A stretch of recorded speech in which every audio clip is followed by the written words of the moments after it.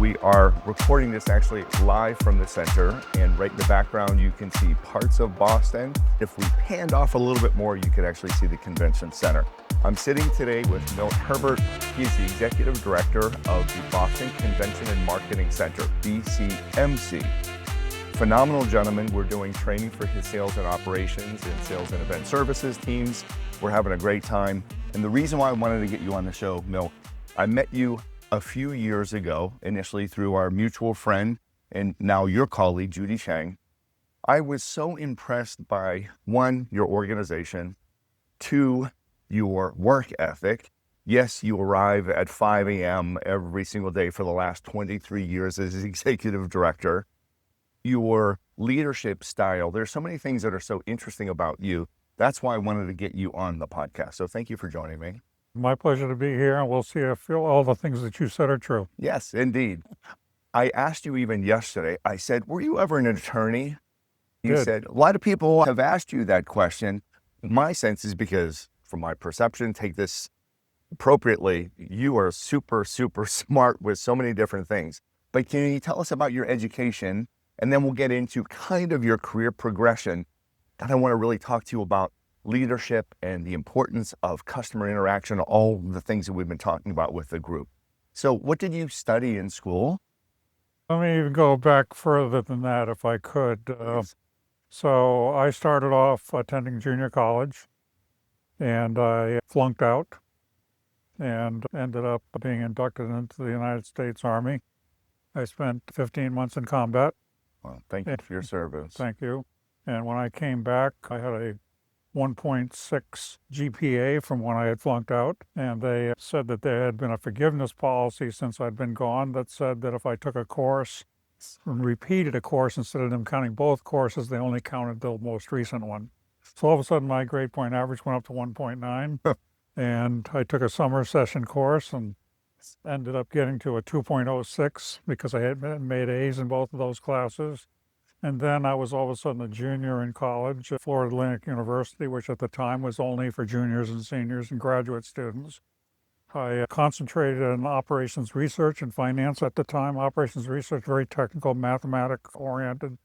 And at that particular point in time, I was asked to also teach. And so I was working on, at this point in time, I'm now working on my MBA, and completed my MBA with a major in finance. Taught at FAU for maybe 2 years, and then decided to see if I wanted to do that full time. Went to the University of Evansville and taught for a year at the University of Evansville in Indiana. During that particular period of time, I was teaching primarily finance courses, which is what my specialty was, but I also taught over extra programs and things like statistics and things like that because I also had a background in math.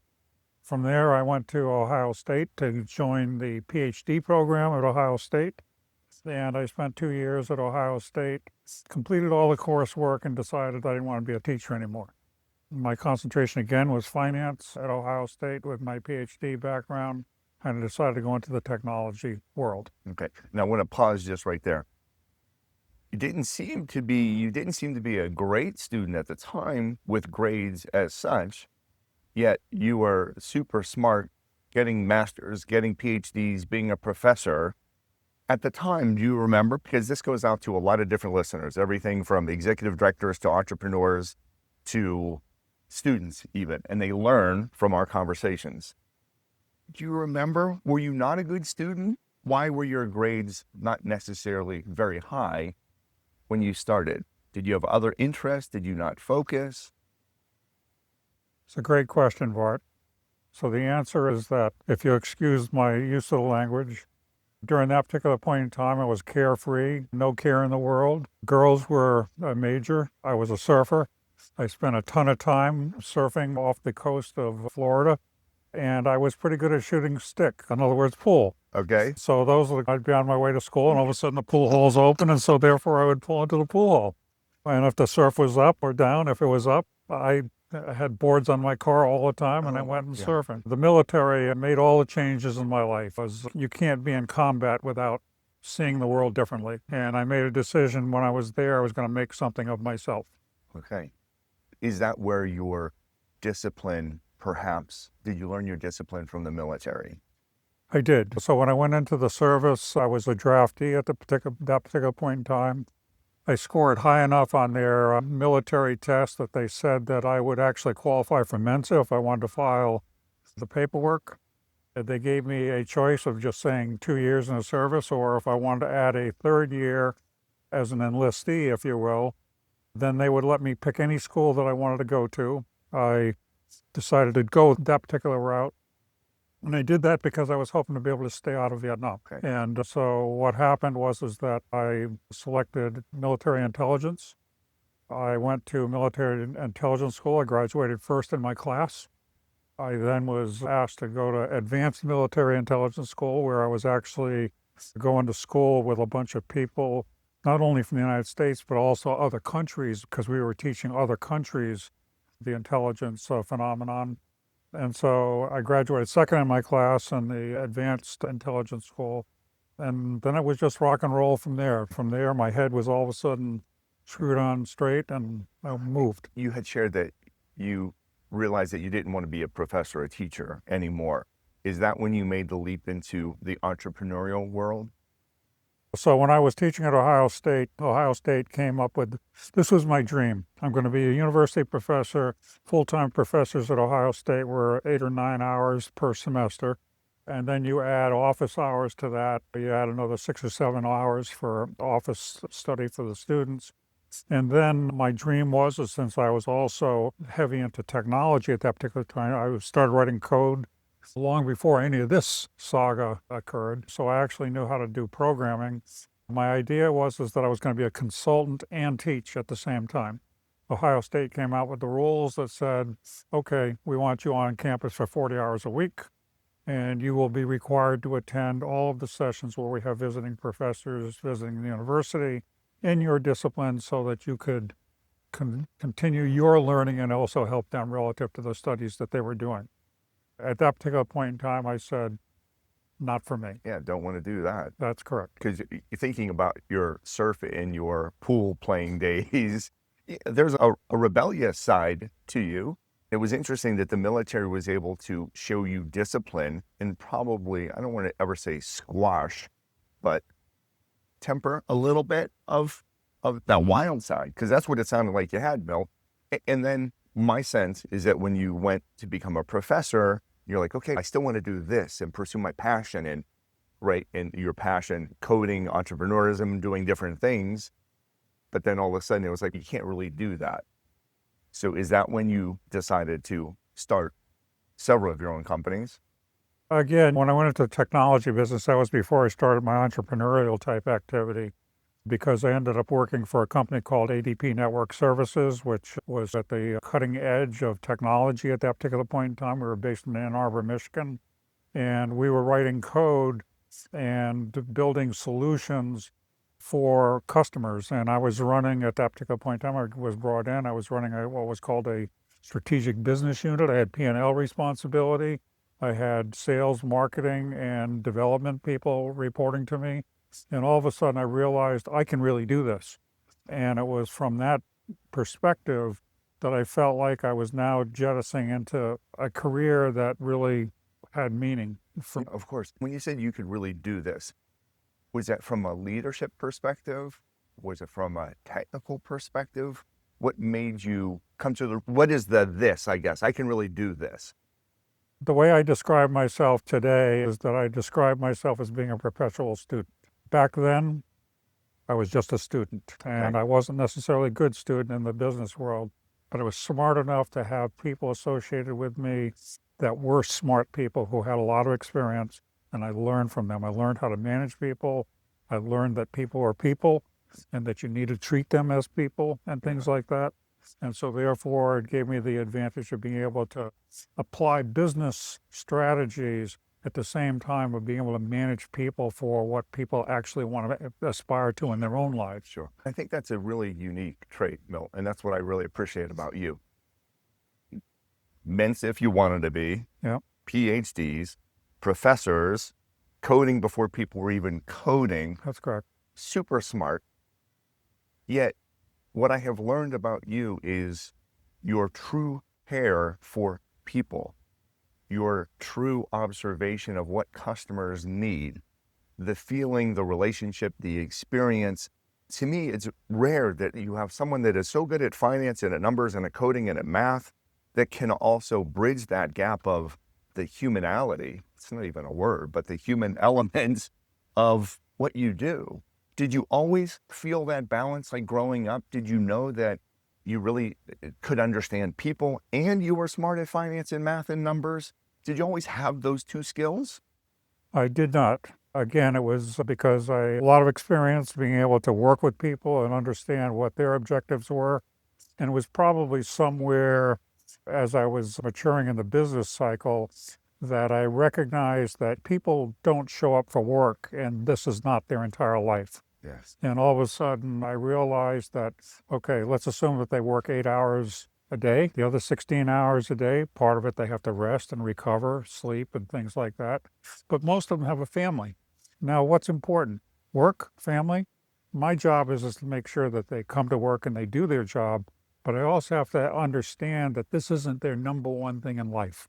And once I had that click into my head, all of a sudden family became so important to me relative to the management of my reporting teams. Yes. And to some extent, I started to have children, became the same thing because I took a position, 4 kids, 2 girls, they were the 2 oldest, 2 boys, the youngest. I was going to participate with them as a father. And so I coached their teams. I don't care whether it was soccer or baseball or basketball.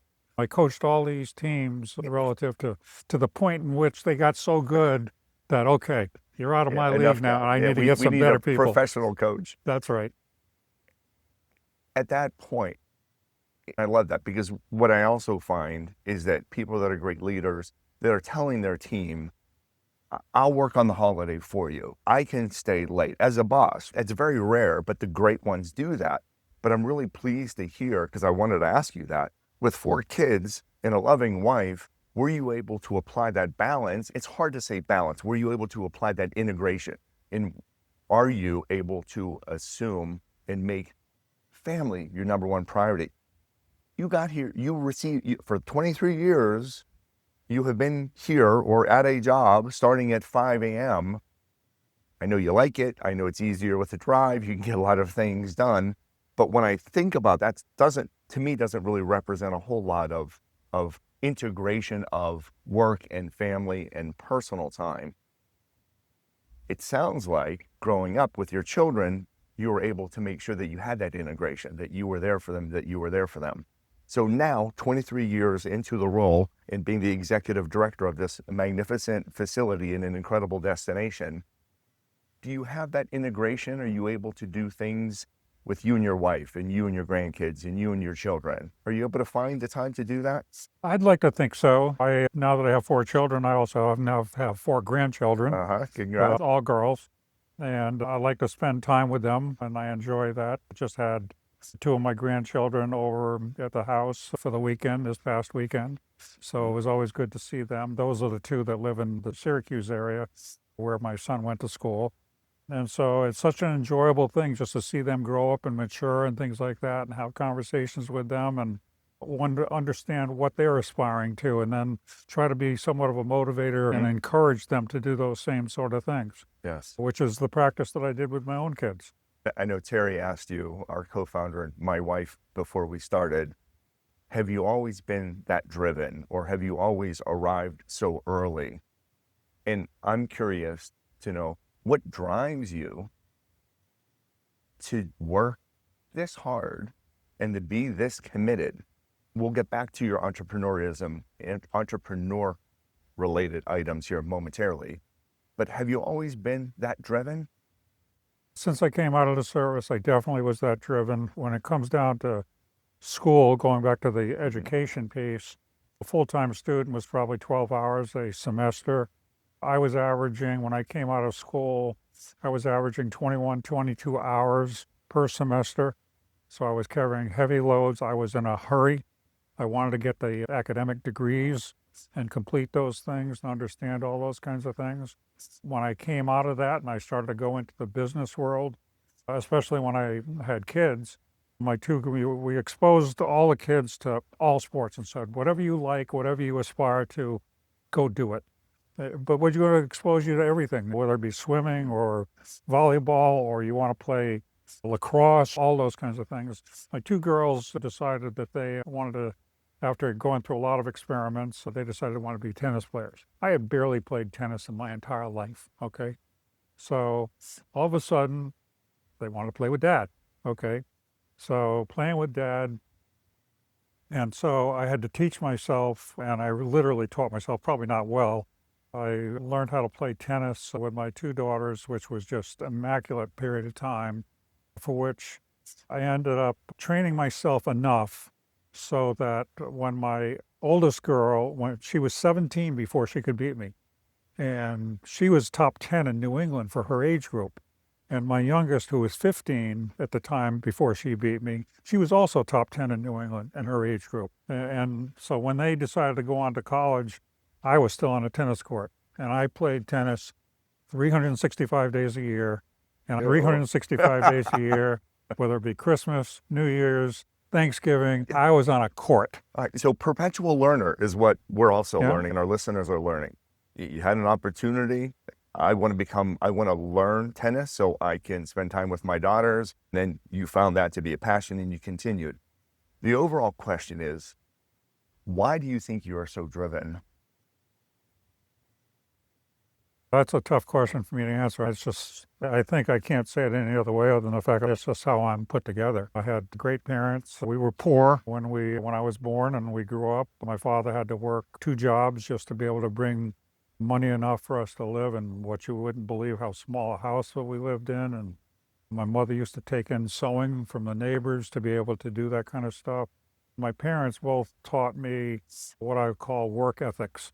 Somewhere I lost my way in the period of time, 14 to 17 years old, where the teenager kicks in and you start surf is more important and shooting stick or snooker or something like that is more important, that kind of stuff. But I think it's the work ethic that my parents raised me to be. And I have such an appreciation for my parents because they also taught me about people, and they taught me that it doesn't make any difference what country you come from, what color your skin is, and things like that. They're all people, and they're all should be treated the same, which I can't thank them enough for going through that part of my education. That's unusual. Were your parents able to see your success? They were. My mother, knock on wood, but my mother passed away when she was 83. My father just passed away about 4 years ago. He was 96. And as a matter of fact, my father kept asking me about every month. He'd say, "When are you retiring?" I'd say, I'll know it when I'm ready to retire." You're having too much fun. You're helping too many people. Well, that's what I told him. I says, "I'm having a good time. We do a good job. The team is outstanding. I'm just not ready to do that yet." No, and congratulations again on another successful year. You shared some numbers with me confidentially yesterday, and well done to you, to your entire team, to your MCCA counterparts. Just phenomenal. I can understand our sense of Boston when we arrived. We've been here many times with my hotelier days, but this time in particular, we just got a really great sense of people and of pride and of friendliness. Yes, it's cold, but we really enjoyed it. I could certainly understand why you all are so busy because it's an incredible destination. The people, and I didn't share this with anyone yet this morning, watching one of the associates, one of the employees set up this morning, people came by the room to visit her to say good morning. She was setting up, but they stopped intentionally to come by to say good morning to her. That's excellent. That doesn't happen That's very excellent. often. That is just excellent. Very often. Just a few last questions. So this episode of the podcast, we've partnered with a company called Marblism. Marblism helps, you would appreciate this, technology and artificial intelligence. The gentleman that created this has what he needed. He had a couple of high-tech related companies. And when he was building his business, this was years ago, he found that he had to outsource someone to help him from a legal perspective, outsource someone for social marketing, outsource a blog writer, outsource an assistant, a receptionist. So he's used technology to be able to offer that to entrepreneurs. For a very moderate price per month, you have access to these 7 AI employees that basically check your email, can respond to your email. I can call a phone number right now and it's an AI person that answers Bart Berkey's line. Most people don't. How can I help you? So it's really cool. But the reason why I share this with you is that he was an entrepreneur and he started a new company to be able to help entrepreneurs based on what he had learned. So I love to ask also entrepreneurs, when you were starting your businesses, what was the best thing about starting your own business? The hardest thing is to deal with the venture capital world and get money, Yes. because you need money to be able to fund the business, and you need money to be able to pay for the services. You have to rent facilities and things like that. That was the hardest, because you had to prove that you had product lines that potentially would make it good in the marketplace. The best thing was to watch a bunch of people come to work in my organizations who were probably as motivated as I was, because they wanted to do a good job, and they weren't necessarily looking for shares of stock. They wanted to do a good job. And again, it's the people element that I appreciate so much, because whether it's this job or when I was in the venture capital world or any of those kinds of things, I'm only one person, but it's the team. It's the players who make all the things happen. And so that was always the best for me. And when I have my current team and somebody comes to me and says, I've got another opportunity, I need to go to it, and I encourage them to tell me in advance, because I'm not going to talk you out of it if that's what you want to go do. I sit here and do this because I've helped prepare them to make that step. And I think Celebrate that's them. absolutely. I love, just as you described that, it doesn't sound like you're missing out on anything by giving up being an entrepreneur, because one of your greatest feelings of being an entrepreneur was having people that you worked with and being able to help educate them and lead them and guide them. And you have that. And boy, do you have an amazing team here.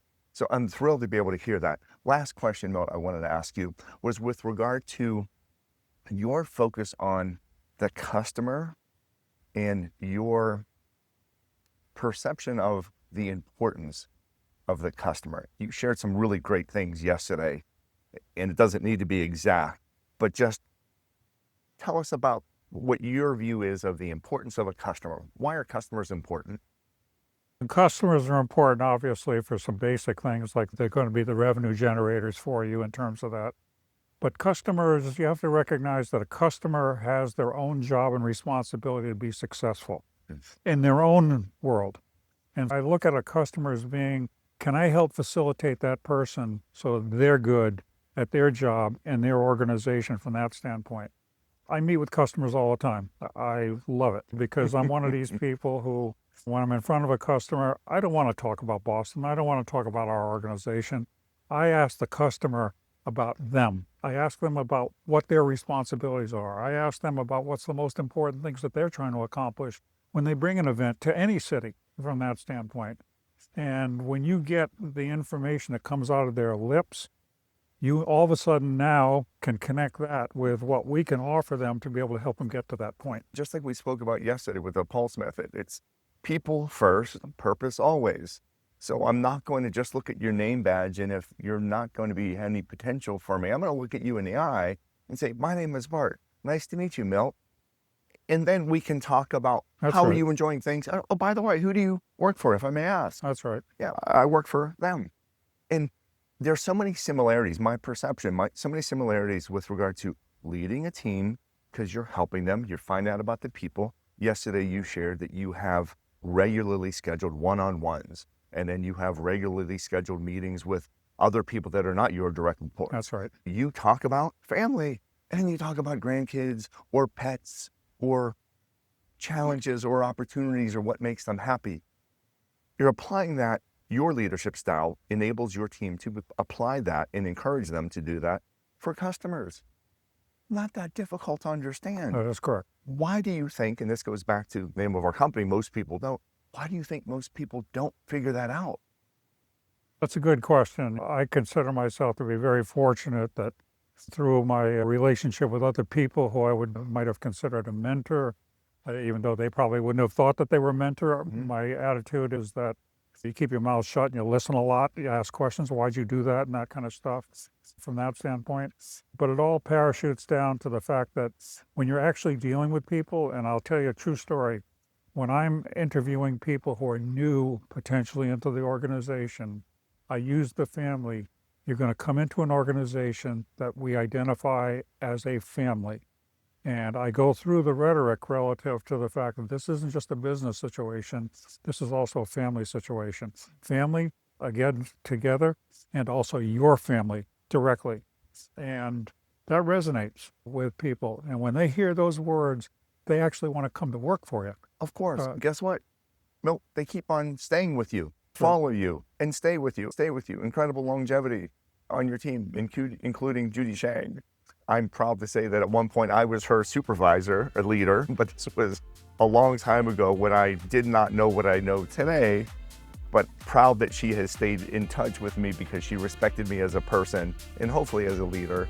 But it's really cool just to see her sense of satisfaction and fulfillment in working with you, in particular, you first, okay? You first, and then the organization, of course. Milt, I cannot thank you enough for being a great leader, for being a great person, for inviting us to come and share some really unique, interesting ideas with your team and the other teams here. If people would like to connect with you, may I share a suggestion of connecting with you on LinkedIn?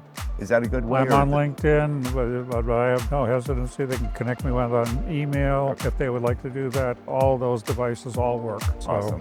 Awesome. Again, want to thank Milt Herbert, Executive Director of the Boston Convention and Marketing Center, BCMC.